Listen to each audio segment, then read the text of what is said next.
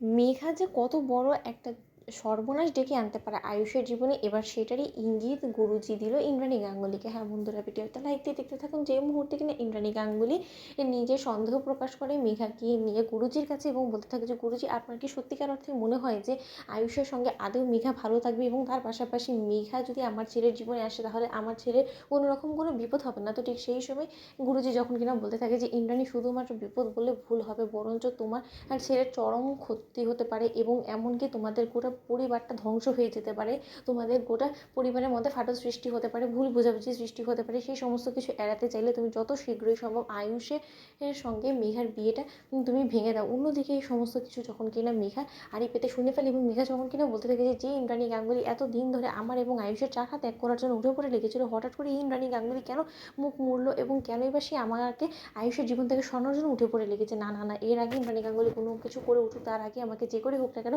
বিয়ের ডেটটা ফিক্সড করে বিয়ের পিঁড়িতে বসে যেতে হবে আয়ুষের সঙ্গে, নয়তো বা আমাদের তীরে এসে প্ল্যানটা ফেল হয়ে যেতে পারে। অন্যদিকে ইন্দ্রাণী গাঙ্গুলিকে যখন কিনা গুরুজি বলতে থাকে যে দেখো ইন্দ্রাণী, আমি আগেও বলেছিলাম যে আয়ুষের সঙ্গে মেঘার কোষ্ঠী মেলে না এবং আয়ুষের জীবনে অনেক বড় একটা ফাড়া সৃষ্টি হবে যদি কিনা মেঘা আয়ুষের জীবনে স্ত্রী হয়ে আসে। এবং মেঘা যতটা ভালো মানুষই তোমাদের সামনে দেখো, ও মনের দিক থেকে এতটা ভালো মানুষ নয় যতটুকু কিনা আমি ওকে দেখে আন্দাজ করতে পেরেছি। তাই আমি তোমাকে বলবো যে তুমি যেটা সন্দেহ করছো, আশঙ্কা করছো মেঘাকে নিয়ে, সেটা সম্পূর্ণরূপে ঠিক। তাই তুমি আয়ুষের জন্য এমন কোনো জীবনসঙ্গীকে খোঁজো যে কিনা আয়ুষের যোগ্য এবং তোমাদের গোটা বাড়ির রক্ষা কবচ হয়ে থাকবে। অন্যদিকে ইন্দ্রাণী গাঙ্গুলি বলতে থাকে যে গুরুজি, এতগুলো বছর যাবত আপনি এই সমস্ত কথা বলে আসছেন এবং আমি অনেক ভাবার পর একটা সিদ্ধান্তে এসেছি যে আপনি কি কোনো মতে কুসুমকে ইঙ্গিত করছেন যে আয়ুষের যোগ্য বলে?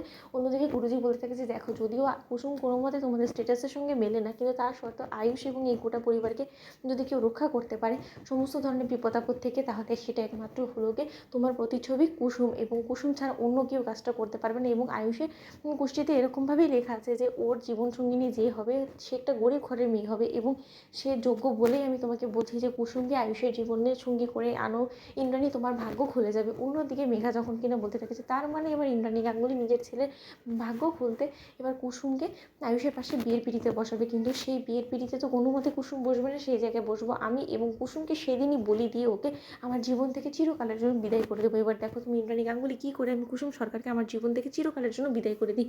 অন্যদিকে মেঘার মাসি যখন সেখানে এসে বলতে থাকে যে দেখুন, অনেকদিন তো হয়ে গিয়েছে আয়ুষ এবং মেঘার এঙ্গেজমেন্ট হয়েছে, তার পরবর্তীতে আমাদের গেস্টরা একবার অ্যাব্রড ফিরতে শুরু করে দেবে, তাই আমি চাই যে এর আগে যদি ওদের চার হাত এক করে দেওয়া যায়। তো ঠিক সেই সময় ইন্দ্রাণী গাঙ্গুলি কোনো কিছু বলে ওঠার আগে রাত্রিকর গাঙ্গুলি বলতে থাকে যে হ্যাঁ বেশ, তো শুভ কাজে দেরি কী বলুন তো, আপনারা যবে বলবেন আমরা তবেই ওদের বিয়ে দিয়ে দিতে রাজি আছি। ঠিক সেই সময় এক পর্যায়ে তাড়াহুড়োর মধ্যে বিয়ের আনুষ্ঠানিকতা সম্পূর্ণ করার জন্য উঠে পড়ে লাগে সবাই। তো বন্ধুরা, লাইক শেয়ার করো, সাবস্ক্রাইব করো।